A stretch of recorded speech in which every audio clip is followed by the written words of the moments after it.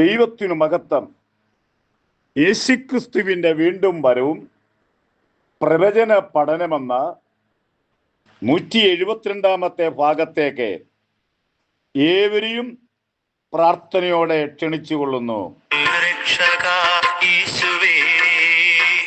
ഇത്രമാം സ്നേഹം നീ തന്നതാൽ, ഇത്ര നല്ല രക്ഷക യേശുവേ, ഇത്രമാം സ്നേഹം നീ തന്നതാൽ, എന്തു ഞാൻ നൽകിടും തുല്യമായി, ഏഴകി നിൻ മുൻപിൽ യാഗമായി, എന്തു ഞാൻ നൽകിടും തുല്യമായി, ഏഴകി നിൻ മുൻപിൽ യാഗമായി. ശൗമേൽ ബാലൻ ഏലി പുരോഹിതന്റെ ഭവനത്തിൽ പാർക്കുമ്പോൾ താൻ ബാലകനായിരിക്കുമ്പോളെ 1 ശമൂവേൽ 4:19 ഏലിയുടെ ഭവനത്തിൽ വലിയ ഭീമമായ നഷ്ടം കടന്നു വന്നു. ഫിലിസ്തീനുമായുള്ള യുദ്ധത്തിൽ ഹെഫ്നിയും ഫിനെഹാസും യുദ്ധത്തിൽ കൊല്ലപ്പെട്ടു. ഏലി തന്റെ ആസനത്തിൽ നിന്നും പുറകോട്ട് വീണ് കഴുത്തൊടിഞ്ഞ് മരിച്ചു. ഫിനെഹാസിന്റെ ഭാര്യ ഗർഭവതിയായിരുന്നു. അവൾ നിലത്ത് വീണു ഒരു കുഞ്ഞിനെ പ്രസവിച്ചു. കുഞ്ഞിനെ ഈഖ്യാബോത്തെ മഹത്വം ഇസ്രായേലിൽ നിന്ന് പോയി. അതായിരുന്നു ശൗമേലിന്റെ ബാല്യകാലത്തെ സംഭവങ്ങളെ. പ്രധാനമായിട്ടൊരു കാര്യം പറയണം, മഹത്വം ഇസ്രായേലിൽ നിന്ന് പോയി. നാം ദൈവത്തെ സേവിക്കുന്നവരാണ്, നാം പരമാർത്ഥത സേവിക്കുന്നവരൊക്കെയാണ്. പക്ഷേ ഒരു കാര്യം ഓർക്കണം, നാം ആരായിരുന്നാലും ദൈവത്തിൻ്റെ വഴി വിട്ടുപോയാൽ എല്ലാ കാര്യങ്ങളൊക്കെ ഉണ്ട്. പക്ഷേ ഇസ്രായേലിൽ നിന്നും മഹത്വം പോയതുപോലെ നമ്മളിൽ നിന്നും പോകും എന്നുള്ള കാര്യം ഞാൻ സ്നേഹത്തോടെ ഓർപ്പിക്കുകയാണ്. നാം ദൈവവഴിയിൽ ദൈവത്തോട് നടക്കും തോറും ദൈവം നമ്മോടുകൂടെ ഉണ്ട്.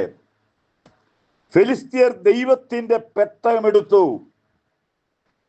അസ്തോരിൽ കൊണ്ടുപോയി ദാഗോന്റെ ക്ഷേത്രത്തിൽ വെച്ചു. അവർക്കറിയാം ഈ പെട്ടകത്തിൻ്റെ പവർ. ഞാൻ ഷോർട്ടായിട്ടുള്ള ക്ലാസ് ആയതുകൊണ്ട് വിവരണങ്ങൾ കൂടിക്കഴിഞ്ഞാൽ എനിക്ക് ക്ലാസ്സിൻ്റെ സമയത്ത് നിർത്താൻ പറ്റാത്തത് കൊണ്ട് ചുരുക്കം വാചകത്തിൽ ഞാനങ്ങ് പറഞ്ഞു പോവുകയാണ്. പെട്ടകത്തിനൊരു പവർ ഉണ്ടെന്ന് അവർക്കറിയാം. പെട്ടകം കൊണ്ടുപോയിട്ട്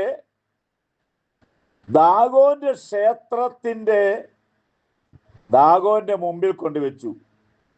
കാരണം ദാഗോന്റെ പവറിനാൽ പെട്ടകത്തിന്റെ പവർ ഇല്ലാതാക്കാൻ വേണ്ടി ആയിരിക്കാം. എന്തായിരുന്നാലും പിറ്റേ ദിവസം ഫെലിസ്ത്യർ നോക്കിയപ്പോൾ രാവിലെ കാണുന്നത് 1 ശമൂവേൽ 5:1 മുതലേ പെട്ടകത്തിന് മുമ്പിൽ ദാഗോൻ കവിണ് വീണ് കിടക്കുന്നു. അവർ വിചാരിച്ചു സാധാരണ സംഭവം ആയിരിക്കാം, എന്തെങ്കിലും ആയിരിക്കാം. ഇന്ന് എന്ത് ചെയ്യണം?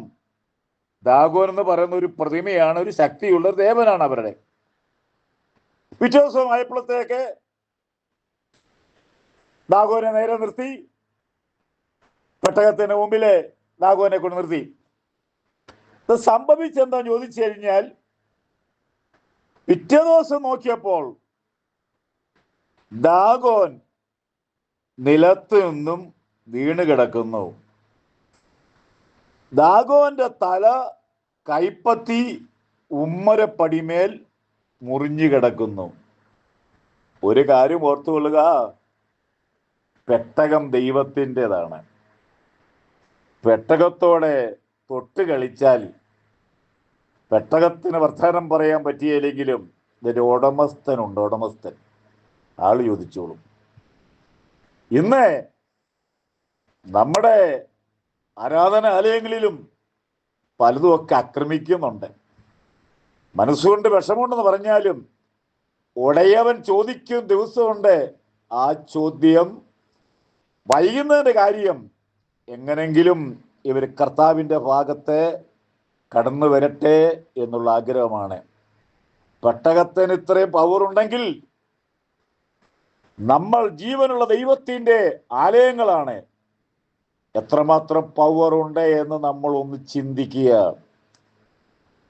ദാഗോന്റെ ഉടൽ മാത്രം ശേഷിച്ചു. എന്നാൽ അവിടെ പറയുന്നത് യഹോവയുടെ കൈ അവരുടെ മേൽ ഭാരമായി വന്നു. എല്ലാവരും മൂലക്കുരുവിനാൽ ബാധിച്ചു. ഇതൊരു വല്ലാത്ത രോഗമാണ്. ഇരിക്കാൻ പറ്റിയല്ല, ഇരിക്കാൻ നോക്കും നടക്കാൻ തോന്നും, നടക്കാൻ നോക്കും കിടക്കാൻ തോന്നും. ഇതൊരു വല്ലാത്ത രോഗമാണ്. എല്ലാവർക്കും, സകല പുള്ളികൾക്കും മൂലരോഗം ബാധിച്ചു. ഇതിന്റെ കാരണം അറിയാൻ വേണ്ടി അവർ കാര്യം ചെയ്തു. 1 ശമൂവേൽ 6-ാം അധ്യായം വായിച്ചു വരുമ്പോൾ അവരുടെ പുരോഹിതന്മാരെയും പ്രശ്നക്കരയും വരുത്തി. അവര് പറഞ്ഞു, പെട്ടകം വിട്ടയച്ചേ പറ്റുകയുള്ളൂ. അതുമാത്രമല്ല, അതിന് നഷ്ടപരിഹാരം കൊടുക്കണം. ബൈബിളിലെ ഭാഷ പറഞ്ഞ പ്രായച്ചിത്തത്തോടുകൂടി നഷ്ടപരിഹാരം കൊടുക്കണം. എൻ്റെ ഈ ക്ലാസ് ശ്രദ്ധിക്കുന്ന പ്രിയപ്പെട്ടവരെ, നഷ്ടപരിഹാരത്തിൻ്റെ വലിയൊരു ലിസ്റ്റാണ് അവിടെ പറഞ്ഞിരിക്കുന്നത്. വലിയ ഒരു തുകയുടെ നഷ്ടപരിഹാരത്തിൻ്റെ സ്വർണം കൊണ്ടുണ്ടാക്കിയത് ചില വസ്തുക്കളോടുകൂടി അവരവിടുന്ന് പറഞ്ഞയക്കാൻ തീരുമാനിച്ചു. നമ്മൾ ഒരു കാര്യം മനസ്സിലാക്കണം. നമ്മൾ വിശ്വാസികളാണ്, ദൈവമക്കളാണെന്നൊക്കെ പറയാം, നല്ല കാര്യം. പക്ഷേ ദൈവം ആരാണെന്ന് മനസ്സിലാക്കുക. വിശുദ്ധ ബൈബിൾ എന്താണെന്ന് ചിന്തിക്കുക. നമ്മൾ പേരിൽ മാത്രമാണോ വിശ്വാസി?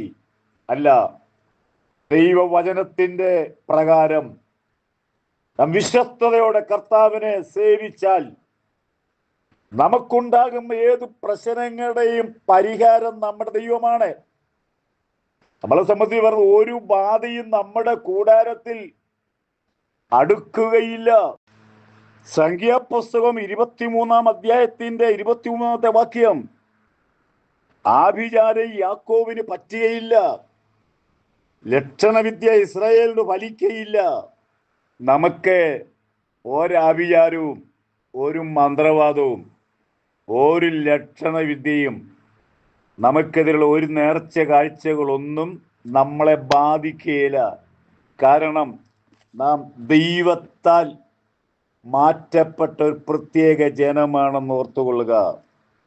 ഇങ്ങനെ ഇരിക്കുന്ന ഈ കാലയളവിലാണ് എന്ന് പറഞ്ഞാൽ ഇസ്രായേലിന്റെ ഈ അധപ്പതനത്തിന്റെ കാലത്താണ് ശൗമേൽ ന്യായാധിപനായി ആ ഭരണം ഏറ്റെടുക്കുന്നത് എന്നുള്ള കാര്യം ഓർത്തുകൊള്ളുക. ഈ ന്യായാധിപന്മാരുടെ കാലത്ത് ഇത്രയും ഇരുളടഞ്ഞതായ ഒരു ന്യായപാലനം ഉണ്ടായിരുന്നില്ല. തൽക്കാലം ക്ലാസ് അവസാനിപ്പിക്കുന്നു. ദൈവം അനുവദിച്ചാൽ തുടരാം. ഞാൻ പ്രാർത്ഥിക്കുന്ന വിഷയം, ആയിരങ്ങൾ യേശുവിനെ അറിയട്ടെ, ഭാരതം ഉണരട്ടെ, ഭാരതത്തിനോട് പ്രാർത്ഥിക്കുന്ന ലക്ഷങ്ങൾ ഉയരട്ടെ, ഉണരട്ടെ. നമ്മുടെ കർത്താവ് വരാറായി. ദൈവത്തിനു മഹത്വം.